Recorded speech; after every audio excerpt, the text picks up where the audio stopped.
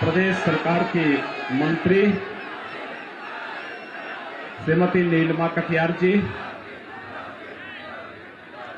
माननीय सांसद बीपी सरोज जी, राज्यसभा की सांसद श्रीमती सीमा द्विवेदी जी, भारतीय जनता पार्टी के प्रदेश के प्रवक्ता श्री मनीष शुक्ला जी, पूर्व मंत्री श्री सुभाष पांडे जी, चेयरमैन शिव गोविंद साहू जी, जिलाध्यक्ष पुष्पराज सिंह जी, अपना दल के जिला के अध्यक्ष शिवनायक पटेल जी, जिलाध्यक्ष निषाद पार्टी प्रेम नारायण निषाद जी, पूर्व ब्लॉक प्रमुख संतोष तिवारी जी, प्रवक्ता भारतीय जनता पार्टी दिल्ली यशस्वी उपाध्याय जी, बालकृष्ण पांडे जी और मोगरा बादशाहपुर से जुड़े हुए मेरे सभी उपस्थित भाइयों बहनों,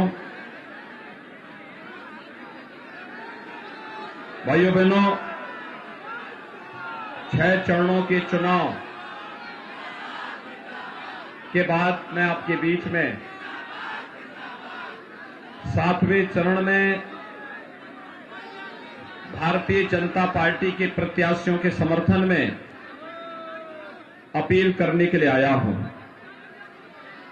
हम सब जानते हैं कि विपक्ष जो चुनाव की घोषणा के बाद नए नए गठबंधन बनाकर के नए नए तौर तरीके अपना रहा था, दूसरे चरण के बाद ही उनकी हवा निकल गई और तीसरे चरण के चुनाव के बाद विपक्ष ने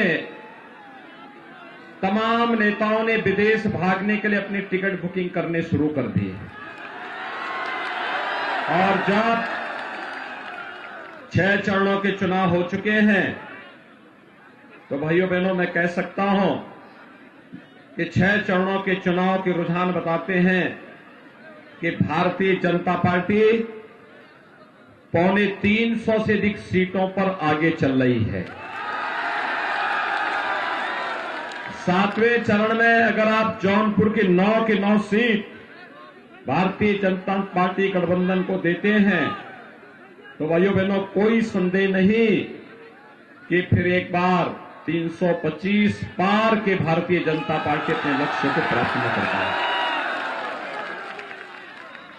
जनता के बीच में जो उमंग है, जो उत्साह है, वो इसी बात को बताता है। मैं आज सुबह चंदौली गया था, वहां पर भी यही उत्साह। अभी मैं मिर्जापुर से आ रहा हूं, वहां पे भी यही उत्साह और अभी मैं मोगरा बादशाहपुर में आया हूं। भाइयों बहनों यही उत्साह। पश्चिम में मैं सहारनपुर और बिजनौर में था, यही उत्साह था। अवध क्षेत्र में कानपुर और लखनऊ में था, वहां पर भी यही उत्साह था। और जब मैं गोरखपुर क्षेत्र से आया हूं, वहां पर भी यही उत्साह देखने को मिला। बुंदेलखंड में तो विपक्ष की बोनी नहीं खुलने वाली है। और भाइयों बहनों इसीलिए मैं आया हूं जौनपुर में कि जौनपुर मोगरा बादशाहपुर में अगर विगत वर्ष 2017 में आपने गलती नहीं की होती ना, तो आपके यहां ये आरोप ही नहीं लगता कि यहां के द्वारा चुना गया विधायक दल बदल करके दूसरे दल में भाग गया। और वे भागे इसलिए होंगे क्योंकि 5 साल दर्शन नहीं दिए होंगे। सही बोल रहा हूं ना? और इसीलिए तो अब फिर नाम रूप बदल करके लोग जनता के बीच में जाएंगे, लेकिन जनता उनसे ज्यादा परिपक्व है। और मैं इसीलिए आपके पास आया हूं भाइयों बहनों। जब अब उत्तर प्रदेश ये तय हो चुका है कि भारतीय जनता पार्टी गठबंधन की सरकार बनने जा रही है, तो अभी से विपक्षी नेताओं के पैरों के नीचे की जमीन खिसकती हुई दिखाई दे रही है। जो धमकीबाज खड़े हुए थे, जो दंगाई, जो माफिया 4.5 वर्षों तक दुबके हुए थे और चुनाव की आहट के बाद फिर से बिलबिलाने लग गए थे, उनको मालूम है 10 तारीख के बाद फिर क्या होने जा रहा है। और इसीलिए मैं आपसे भी अपील करने के लिए आया हूं कि भारतीय जनता पार्टी ने राष्ट्रवाद, विकास और सुशासन के लिए आपसे जो समर्थन मांगा है, उस समर्थन के लिए आज आपके बीच में आया हूं। भाइयों बहनों, मैं आपसे पूछना चाहता हूं, मुकराबाद शाहपुर के अब सभी भाइयों बहनों से, क्या 2017 के पहले आपको बिजली मिल पाती थी? क्या आती थी? क्या? दोनों हाथ ला करके बोलने में कोई संकोच नहीं। आती थी तो बोलो, नहीं आती थी तो नाम मना कर दो। बिजली आती थी 2017 के बाद? आ रही है ना? बिजली कोई भेदभाव तो नहीं कर रही है ना? यानी बिजली की कोई जाति और मजहब तो नहीं है ना? पर्व और त्योहारों में भी नहीं है ना? क्योंकि प्रधानमंत्री मोदी जी ने नारा दिया था सबका साथ और सबके विकास का। हमने बिजली में किया है सबको बिजली, पर्याप्त बिजली, सबको बिजली। और कोरोना कालखंड में आपने एक बात देखा होगा भाइयों बहनों, फ्री में टेस्ट, फ्री में उपचार, फ्री में वैक्सीन। कितने लोगों ने वैक्सीन ले ली है? वैक्सीन का पैसा तो नहीं लगा। अगर सपा बसपा की सरकार होती, ये पूरी वैक्सीन बाजार में बिक जाती, किसी गरीब को नहीं लग पाती। हमने तो 29 करोड़ से अधिक लोगों को वैक्सीन दे दी है। 29 करोड़ वैक्सीन की डोजेस दे दी है, कोई भेदभाव नहीं। और वैक्सीन फ्री, तो डबल इंजन की सरकार है, महीने में 2 बार राशन भी फ्री। मिल रहा है कि नहीं मिल रहा है? और राशन के साथ दाल भी है, तेल भी है और नमक भी है कि नहीं है? क्या 2017 के पहले मिलता था क्या? देखो, इत्र बनाया आपने, आपके पूर्वजों ने, और इत्र को बदनाम किया समाजवादी पार्टी ने। आप मानते हैं ना? आप मानते हैं ना? देखो, ये जो गरीबों का राशन था, विकास का जो पैसा था, ये लोग जहां पर उस पैसे को इकट्ठा करते थे, उसने क्या लिखा था वहां पर? इत्र बनाने का कारखाना लगाया था। और जब अंदर पुलिस घुसी, देखा वहां इत्र बनता ही नहीं था। वहां पे तो गरीबों का पैसा आरसीसी की दीवारों में कैद था। तो लोगों ने कहा क्या होना चाहिए? तो मैंने कहा बुलडोजर तो इसी चीज के लिए है, इसी के लिए बनाया गया है। यानी देश और दुनिया के अंदर अगर किसी राज्य ने बुलडोजर का बेहतर उपयोग किया, वो राज्य है उत्तर प्रदेश, जिसने एक्सप्रेस हाईवे और इंटर स्टेट कनेक्टिविटी में भी इसका उपयोग किया है।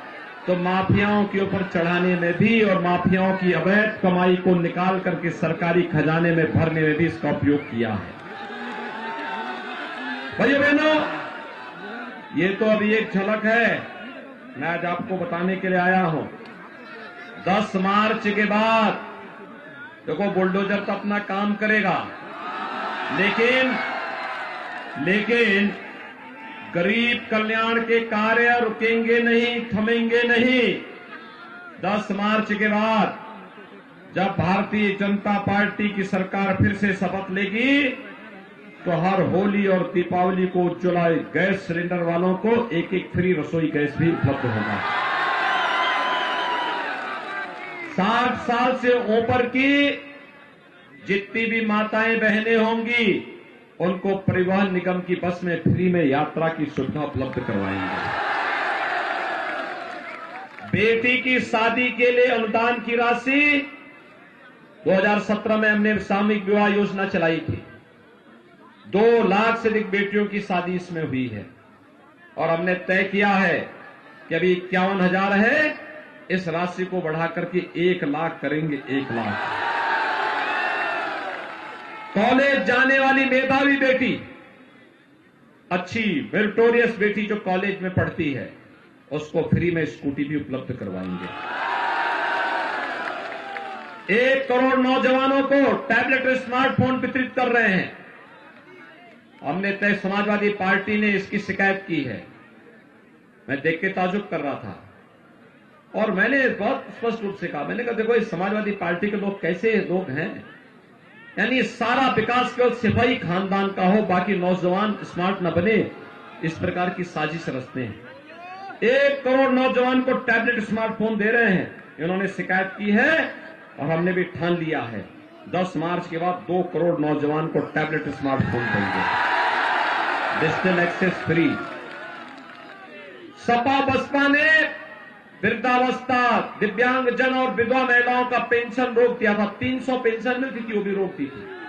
हमने इस राशि को 12,000 रुपए सालाना किया है। और भाइयों बहनों अगले 5 साल के अंदर ये राशि बढ़कर के 18,000 रुपए सालाना होगी। 18,000 रुपए सालाना। परेशान है सपा बसपा के लोग, कहां से पैसा आ रहा है। मैंने कहा देखो सरकार की नीयत साफ होनी चाहिए, पैसा आ जाता है। उत्तर प्रदेश पर प्रकृति और परमात्मा की बड़ी कृपा है, सारा पैसा आ जाएगा और नहीं आएगा तो बुलडोजर उसको अपने आप लेके आ जाएगा। और इसीलिए भाइयों बहनों मैं आपसे कहने के लिए आया हूं, सपा बसपा से पूछो क्या विकास कराया है, तो उनके पास कोई शब्द नहीं। एक सपा के बड़े नेता मुझसे बहस करने लग गए, कहे कि आप बताइए आपने क्या किया। मैंने कहा भी मैं तो बताऊंगा। उन्होंने कहा नहीं बता ही दीजिए। मैंने कहा देखो अयोध्या में राम मंदिर हम ही लोग निर्माण करवा रहे हैं। हमने कहा था ना रामलला हम आएंगे मंदिर वहीं बनाएंगे, हो गया ना काम। हमने कुछ भी झूठ नहीं बोला ना। काशी में काशी विश्वनाथ धाम का भव्य निर्माण हो गया है ना, हो गया, कोई संदेह। और मथुरा वृंदावन भी संवर रही है। संत तुलसीदास जी का राजापुर भी सज धज रहा है।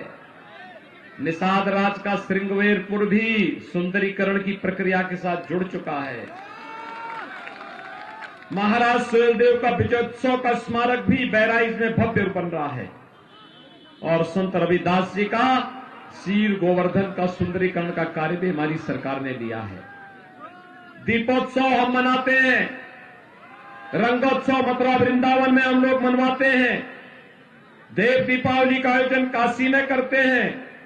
मैंने सपा के लोगों से कहा ये तो हमारे ये आयोजन है जो उत्तर प्रदेश को पहचान दिलाते हैं। इसके अलावा एक्सप्रेस हाईवे हम बना रहे हैं, एयरपोर्ट हम बना रहे हैं, हर जनपद में एक मेडिकल कॉलेज हम बना रहे हैं। तो उन्होंने कहा नहीं हमारा भी एक विकास कार्य। मैंने कहा बताओ। वो कहते हैं हमने भी कब्रिस्तान की बाउंड्री वाल बनाई है। उनका विकास कहां है? कब्रिस्तान की बाउंड्री में। और हमारा विकास कहां है? हर नौजवान के हाथ को रोजगार देने वाला, हर गरीब के सम्मान को बढ़ाने वाला, हर अन्नदाता किसान की जीवन में खुशहाली लाने वाला और हर बेटी और हर बहन को सुरक्षा प्रदान करने वाला। भाइयों बहनों, विकास की अपनी सोच को आगे बढ़ाने के लिए आज मैं आपके बीच आया हूं। हम ये सब कुछ करने में इसलिए सफल हुए क्योंकि एक दमदार सरकार थी। और दमदार सरकार होती है तो भाइयों बहनों बड़े बड़े माफियाओं को घुटने टिका दिया जाता है। क्या दमदार सरकार बनाने के लिए आप सब समर्थन देंगे? सभी लोग समर्थन देंगे। मुगरा बादशाहपुर से श्री अजय दुबे जी को और जौनपुर जिले की सभी 9 की 9 सीट भारतीय जनता पार्टी और गठबंधन को जिताएंगे। सभी लोग सहमत हैं तो दोनों हाथ उठा करके मेरे साथ बोलेंगे भारत माता की, भारत माता की, भारत माता की। अगर आप चाहते हैं कि आपको इस तरह का इंफॉर्मेटिव वीडियो मिलता रहे तो आप हमारे चैनल द इंडिया प्लस को सब्सक्राइब करना ना भूलें। साथ में आप बेल आइकन को दबाना भी ना भूलें ताकि आपको नोटिफिकेशन मिलता रहे। आप हमारे इस वीडियो को शेयर भी कर सकते हैं।